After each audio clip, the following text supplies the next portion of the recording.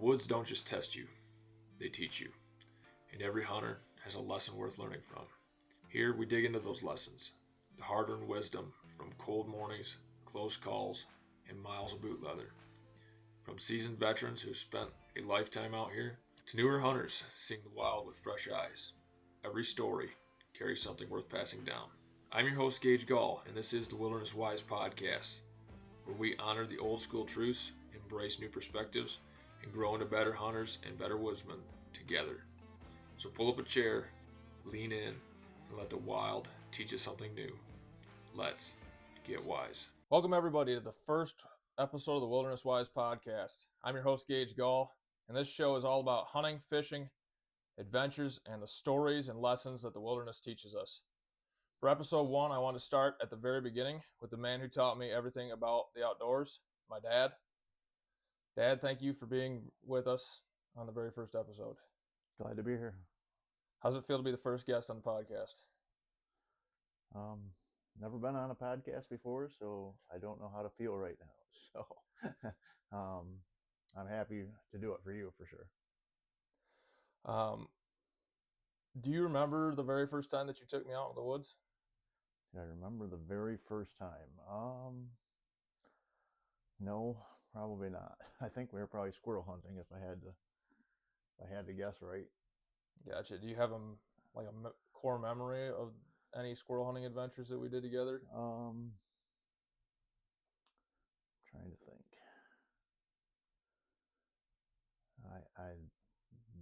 The best ones I can remember is I know when we started turkey hunting. You were very young, and I can remember you getting your first turkey, the 20 gauge, and it was probably 40 yards on the field. So we got kind of lucky that day and just clipped him in the head with one BB, but that was an exciting time. That was fun. Awesome. I remember you complaining all the way up because you were carrying it and that it was digging into your back. I remember that too. So to kind of understand where my love of the outdoors came from, I think we kind of have to start with your story. So what is your earliest memory of being outdoors? So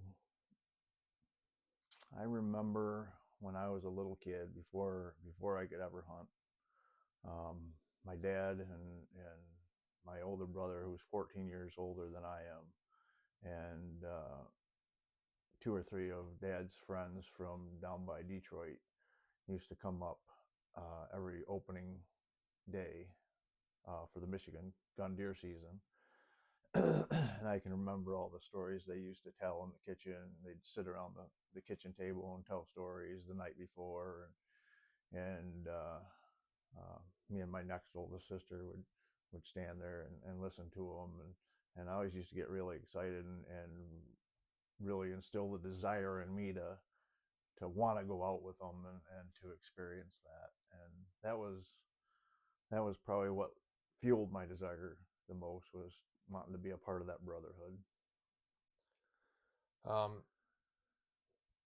Were there any stories that they shared that stuck out with you, or that you still remember today? I can't probably remember any of their stories, but I mean, there's lots along the way. I remember, about 9 or 10 begging my dad for a bow because they had just started getting into archery season, and archery at that time was in its infancy. That was a long time ago. 10. I'm 56 now, so that's 46 years ago. And I can remember begging my dad for any kind of bow, just something so I could go out and shoot with them, because he always used to. There was a empty lot across the road from Mom and Dad's house, and my brother and cousin and my dad and some of their friends would always go over there and shoot, and I always wanted to be a part of that. So, and Dad was always, with 9 kids, he didn't have a lot of money, so he wasn't very generous on a lot of things, but he did get me a youth recurve bow and allowed me to start shooting at about 10. So that's awesome. Who do you think taught you most of your wilderness hunting, fishing skills when you grew up? So probably, see, my dad was a first generation hunter. His parents didn't hunt. Um, he actually didn't start hunting until after he married my mom, and her brothers hunted. So he started hunting with them, and he started off with a 16 gauge single shot shotgun hunting deer. So um, I didn't learn too much from dad, but my brother Steve, he kind of walked me through a lot of the whitetail things, and I did go squirrel hunting with my dad and pheasant hunting and stuff like that. So I guess between the two of them is probably where I gained a lot of my outdoor knowledge. What there's a whole bunch of knowledge that they showed you. If you were to take like one core thing that they showed you, what would be something that they showed you that you would say stuck with you? Um, I always think about my dad and the integrity he carried with him. He always he wanted everybody to be safe, but I can remember him telling me, he said, you should be able to walk through a woods during deer season in a brown suit and a white tail and never get shot. You have to know what your target is and what's beyond your target. You don't ever shoot at something you don't know firmly what it is and what your backstop is. Right. So the safety aspect from him was definitely important, and that one stuck with me my whole Was there any particular moment that you realized that the outdoors would always be a part of your life? life. I knew right from the get go it'd always be a part of my life. I love being out there, and I mean I still love being out there today. It's a little more difficult, with older age, but um, I had a friend of mine growing up. We'd get out of school every single day of the week and go rabbit. If we didn't have a sports activity, of course, we'd go rabbit hunting from right after school till dark every single day. And or if it was squirrel season or whatever the season that was in, summertime fishing. We were always together, always fishing, always hunting, always doing something like that. So yeah, I spent a lot of time in the woods. We didn't have the internet back then, so we stayed outside the house. We didn't want to sit in front of the TV. So Right. Um, so let's talk about some of your earlier adventures, the okay. ones that really shaped you as an outdoorsman. Um, can you tell me if you can remember the first animal you ever harvested? And looking back, what did that experience teach you? I actually I can remember the first animal. I probably not the first animal, but I can remember the first deer. Um, I can remember, and it was actually kind of an out of body experience. It was so unique and so bizarre. I was hunting Uncle Lanny's property, his dairy farm out there, and I was sitting up in a tree stand, and it was getting on towards dark, and I had a little basket eight coming through from left to right, and I got stood up in my tree stand and turned around, and the way the scenario unfolded was really strange because it was almost like I was watching myself, like I was behind myself watching myself pull the bow back and shoot this deer. And it was kind of crazy. I don't know how to explain it, but I mean I actually literally watched myself shoot this deer, and it was quartering away, and I hit it right at the last rib and came out on the opposite, right behind the opposite front shoulder. That was my that was actually my second deer. That was my first archery buck. Um, my very first buck, we used to hunt state land all the time, and back then it wasn't so crowded. We'd go in a long ways, anyways. Oh, excuse me, but there wasn't so many people, and I think I had basketball practice at that time, so I didn't really get a chance to get out And so my brother Steve set me up on this ridge and had a bunch of buck rubs and scrapes on it, and swamp off to my left. And I had 30-06 that my dad had got me at an auction sale. Believe it or not, a Ted Williams signature Sears and Roebuck. Still have it today. Chris has it. Yeah. But had these deer come out at 25 yards. 4 does led the way, and this little spike came out behind them. And I was always taught right behind the front shoulder, right behind the front shoulder, right behind the front shoulder. I put it right behind the front shoulder, touched it off, and that deer flagged and ran up the ridge and then back, following the does with his tail up. I'm like, oh my gosh, I missed 25 yards. And I'm like, oh, so that was like at 8:30 in the morning. So I waited and waited till about 11, because we always went back out to the vehicles to get some lunch and some hot coffee, because it was always cold. And I went back out through a little swale hole, and Dad was sitting on the other side, probably 300 or 400 yards away through the brush. And he's like, was that you that shot in there? I'm like, yeah, I missed him. He's like, he kind of gets this weird look on his face. He's like, how far away was he? I was like, 25 yards. And you missed him? I'm like, oh, I'm pretty sure. I mean, he had his flag up, and he's like, let's go get some lunch. We'll go back in there and look.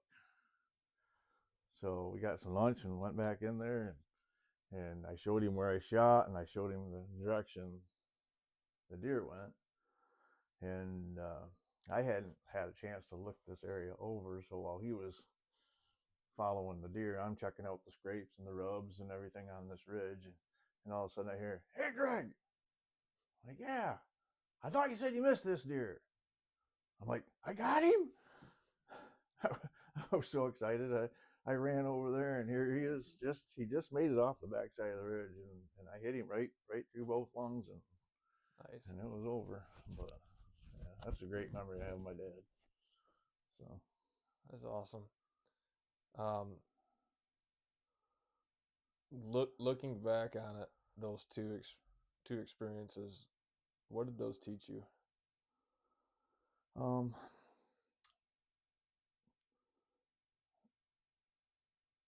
I guess not so much the harvest, but the actual hunting process. I mean, the first one I got with my bow, I did all the work to find that one. So I mean, I found the rubs, I found the scrapes, and stuff like that. But I still was learning. Heck, I was only at that. You couldn't start hunting back then until you were 14. You know, now you can start when you're 8 if you want. But you know, I still was in the learning process of how to look at sign and see how that led you to where they were traveling, and even up to this day, I'm still learning, because you know, I'm learning that they follow transitions, and they play the wind in a certain way, and you know, there's a lot to learn, and even my dad and brother, you know, they didn't know all the nuances to hunting. Don't get me wrong, they harvested plenty of deer. I mean, our family and me growing up, we ate a lot of venison. I mean, I come from a family of 9, so you know, the wild was a cheap way to get some food. So, right. What is one hunting or fishing trip from your youth that you'll never forget? So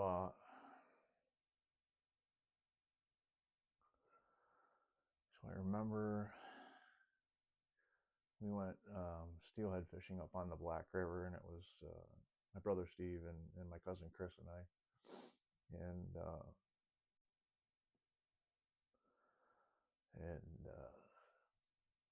we got up there, and it was right like the day before the season opened, and we scouted the whole river, and man, there was just steelhead everywhere. And so we're sleeping in a tent, 3 of us, and that night we got a severe thunderstorm. And we got up the next day and there wasn't a fish to be found. So it's kind of weird that, you'd think that a trip that was successful would be one of your most memorable, but that one was most memorable not for that reason, but because my cousin Chris was killed in a automobile accident the following Christmas. So that was the last steelhead trip I got to make with him. So I mean that one. Then there's a deer hunt with him as well that I remember quite fondly.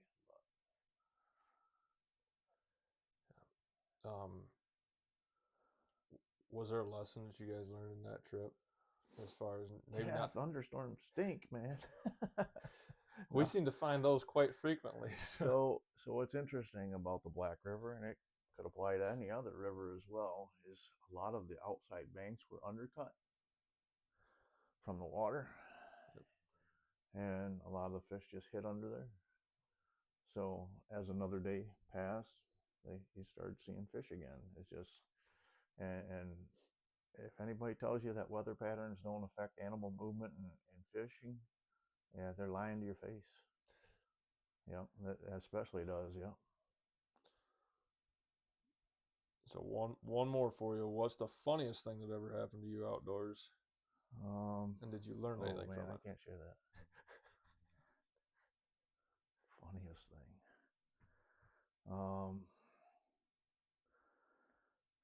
Yeah, all right. So I'm out hunting with a buddy, and I can't remember what kind of hunting we were doing. I think we were deer hunting, but I had to use the outdoor restroom, and I didn't have any toilet paper with me, so I cut the pockets out of my coveralls to use as toilet paper, and my buddy wouldn't let me live that one down when he found out about that. He just give me crap all the time about it. So the lesson you learned from that one is make sure you always have toilet paper carry packed. Toilet paper, a lot of toilet paper. Yep. So now I'd like to talk about some memories that we've built together. Okay. As a dad, what did taking me into the outdoors mean to you? So it was probably the most important part of my life because, I mean, not only did I want to spend time with you, it was something that I hoped you'd love as much as I did. And by the looks of it, I think that was successful. So, I mean, yeah, we did some squirrel hunting, a lot of deer hunting, and I think you learned pretty well. What was one thing that you made sure that I learned? I think safety is always a key. I mean, I think. Well, I know one thing I do know that you've learned over the years is persistence. I don't know whether it's not just hunting, but hunting's a part of that. But persistence in everything you do. You got to be persistent and stay at it and work hard at it and develop yourself to become better. And that is paramount to becoming a great human being. Right. I mean, you be persistent in Jesus Christ. You be persistent in working out if you have goals to go out hunting like we did out west. You be persistent at your job. You show up on time, you work hard, you give the company what they pay you for. If you do that, that most companies will recognize that and you'll have a successful life. Absolutely. So as far as the outdoors, I mean, I guess that was just a snippet of the overall lesson that I wanted you to learn, and because you can have fun at that, right? and you can learn lessons that will apply in different aspects of your life. Absolutely. Was there a moment when you realized that I was developing real outdoor skills? Well, it sure wasn't when you got scope cuffed.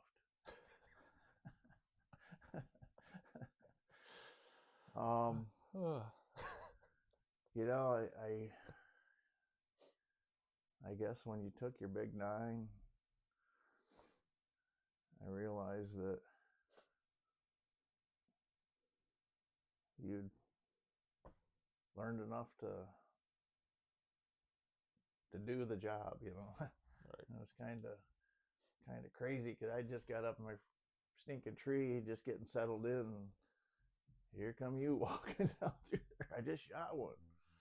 Oh, you did? Okay. Yeah. How big? It's a big one.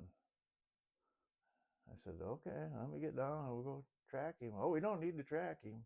He's dead. I'm like, okay. So, you know, he shot him in the spine and neck. With archery equipment. With archery equipment. Yeah. I got super lucky. That was a nice deer. That was a nice deer. What's your favorite memory of us in the woods or on the water? So, the one that really sticks out to me for that is that blind out to pause, and I was muzzleloader hunting, and we were in there, and I looking at my watch, and I'm like, all right, Gage, they've been coming in at like 5:18, and you kind of looked at me like, what? Like, how do you know they're timing, you know, at 5:18 that specific? And lo and behold, it was like 5:18, 5:19. Here they come. Group of does come in. I shot that one right through the neck with the muzzleloader.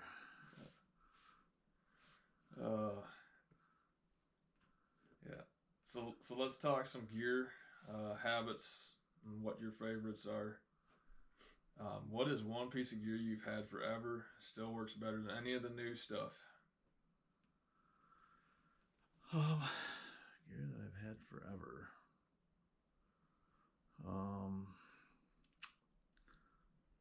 I don't get to use it much anymore, but my in-laws got me a camouflage wool suit, pants, coat, and a vest. And at that time, that was probably the warmest gear I've ever used. I think it's Columbia. Don't get me wrong. I may be wrong on that, but I believe it's Columbia, made by Columbia. And you know, if I need some extra, I bought some more updated gear, obviously. But if I need some extra layers, you know, for like late season, that vest is going on for sure. That wool is good stuff. Yeah. Do you have any tips for people that are looking to buy gear? They got some really, really nice stuff nowadays. I mean, it's far and away better than putting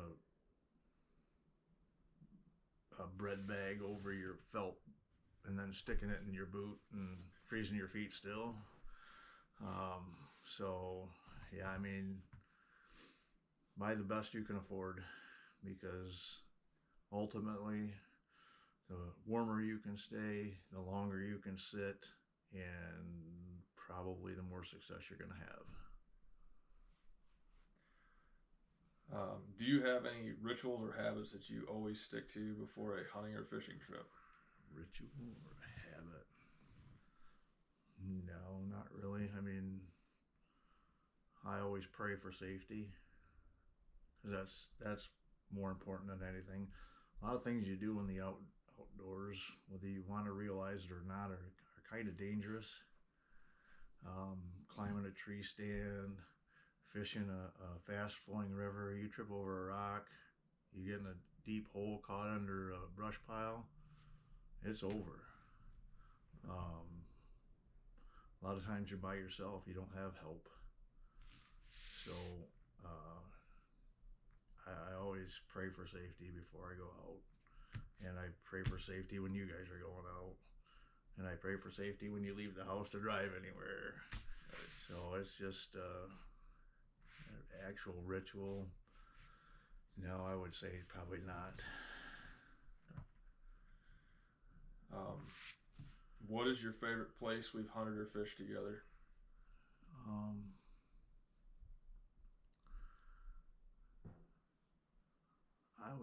I like Colorado. I mean, I think just the experience, just being there together and seeing those moose and you know, it was tough.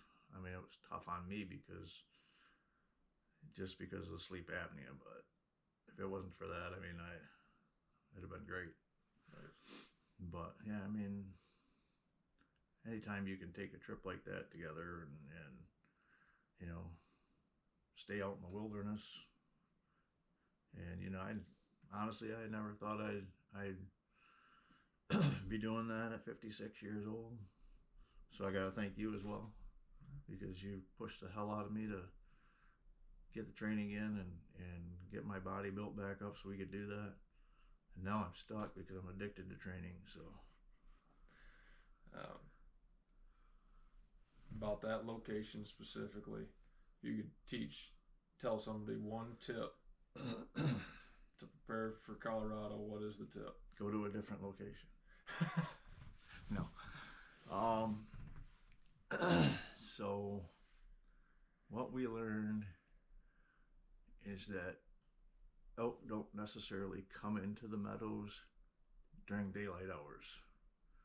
So you got to have spots where you can actually see up into the timber so you can find them before daylight hours or after they leave the meadow in the morning, and you can see them bed so you can make a play on them. So you gotta have a spot where the visibility is good enough to actually see the animals going to and from, so you can make a planned intercept.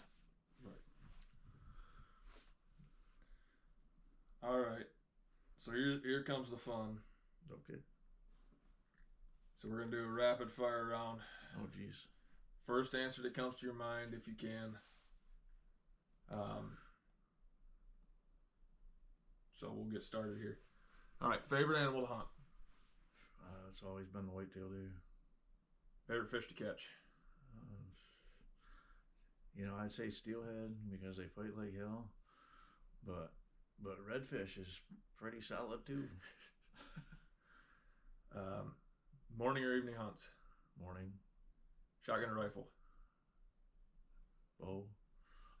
Well, that was the next one, was bow or gun, but oh, yeah, rifle for sure. And a bow. Worst weather to hunt in? Rain. One thing you never leave behind? One thing I never leave behind, I always wear my cross every single day, no matter what. I probably know the answer to this one. Coffee or energy drink? Coffee. Big camp or small camp? Oh, I'm a small camp guy. Solo or group trip? Yeah, group. I like a group, as long as it's not like 20 people. Clean truck or organized chaos? Clean. I prefer organized.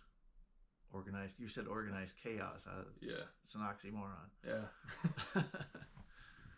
I prefer clean and organized, but sometimes I know that can't work. Right. Good boots or good coffee? Which matters more? Good boots or good coffee? Yeah, for me it's good boots. That neuropathy kills me. You got a particular camel pattern you prefer? Not at all. Have you ever fallen in the water? When I was a kid, Yep, I went swimming in December. It was not fun. And I was a mile from the house, which is even less fun. Who snores louder, you or me? I am sure I do. Most valuable wilderness skill. Most valuable wilderness skill. Are we talking hunting wise or survival wise or Your pick. both? Hunting wise is being able to read the sign and utilize the wind to your favor. We learned a lot of that out in Colorado. Okay. Hardest lesson learned outdoors. Hardest lesson? Nothing comes to mind on that one. Okay. Best age to start kids hunting. Early as possible.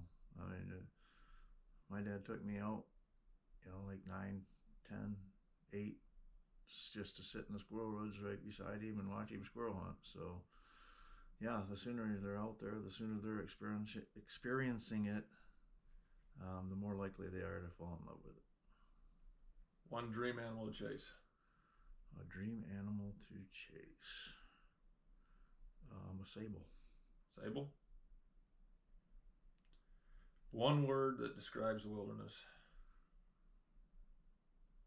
One word that describes, from an emotional standpoint, or just like a.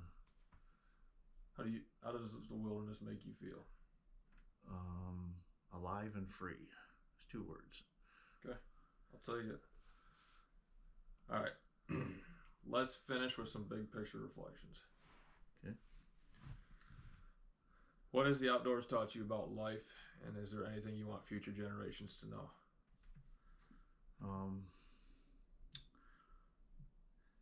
So I've referenced it earlier. So what a lot of people don't know is, and they may know it, but animals have a routine. Not always, but a lot of times. Like a whitetail deer in the early season will follow food to bed, food to bed, food to bed, food to bed, food to bed, food to bed. And we can take a lesson from that, because as human beings, if we develop some disciplines in our life and we develop a routine, like in finances, work, once we get a routine established, then anything that happens outside of that routine, a little bit of chaos, we have the time to handle it, because we automatically go through our day, and then if chaos arises, boom, we got the time to deal with it. But if you don't have that routine and your day's filled with chaos all the time, it creates a lot of stress in your life. Right. And the other thing is, if you got to be persistent. You got to wake up every day and carry on and carry on and carry on. It's like when we were doing P90X. Keep press and play, keep press and play, keep press and play. Because if you don't do that, like going to the gym.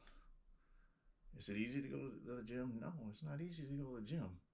But it's easy not to go to the gym. Right. Which is the hard part. Because if you don't go to the gym or you don't exercise, your body deteriorates and you only got one. So, yeah, I mean, persistence, be consistent, develop disciplined habits that will benefit you and your family. If you could pass down one skill or piece of advice to the next generation of outdoorsmen, what would that be?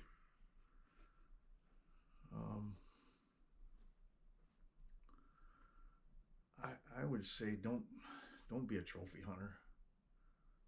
It's great to take great animals, and it shows a lot of skill to be able to take mature animals, but enjoy hunting for what it is. It's an experience outside, and if you're devoted just to going after trophy animals, you're kind of, in my mind, you're missing the experience of the overall ambiance of the woods, I guess. I don't know. I mean, don't get me wrong, I'm not criticizing anybody for wanting to kill big, beautiful animals. It's not what I'm doing, but I'm just saying that there's more to it. than just being solely focused on killing big animals. You know what I'm saying? Yep. What is the most important thing someone starting their outdoor journey should know? Say that one more time. What is the most important thing that someone starting their outdoor journey should know?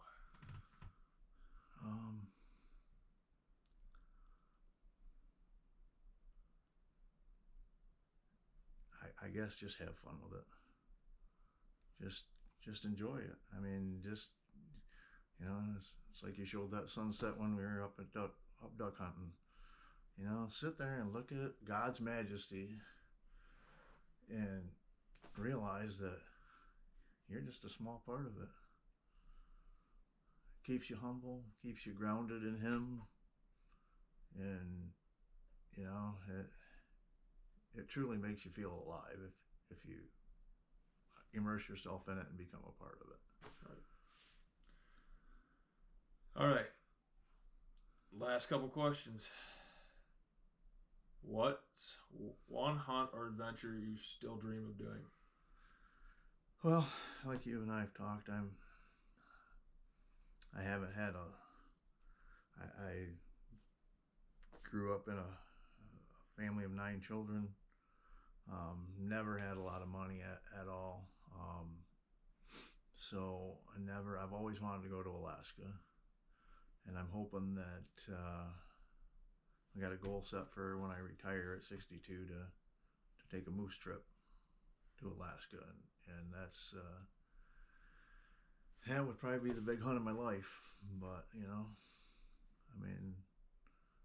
I trying to stay in shape for it, and who knows what obstacles I'll face, but I just get up every morning and press play. Is there anything you'd like to teach me or other hunters on that through doing that hunt? So if you want to do something like that, or anything in life for that matter, you got to have a goal. You got to set a goal, and you got to be consistent and persistent and work toward that goal every single day. And you got to keep it in your mind. And you should have goals basically for every facet of your life. Not just hunting, but you should have financial goals and work goals and relationship goals with your spouse, and I know, me included, a lot of us fail miserably at that. But if I could teach one thing, if I could teach everybody to have goals and to be persistent and working toward them, that's what I'd want them to learn. Awesome. Dad, thanks for being part of episode 1 and for sharing your stories and wisdom. Yeah. To everyone listening, thank you for joining the first episode of the Wilderness Wise podcast. If you enjoyed it, hit follow, share it with a friend, and stick around for more stories, adventures, and lessons from the wild. Until next time, stay wild, stay sharp, and stay wise.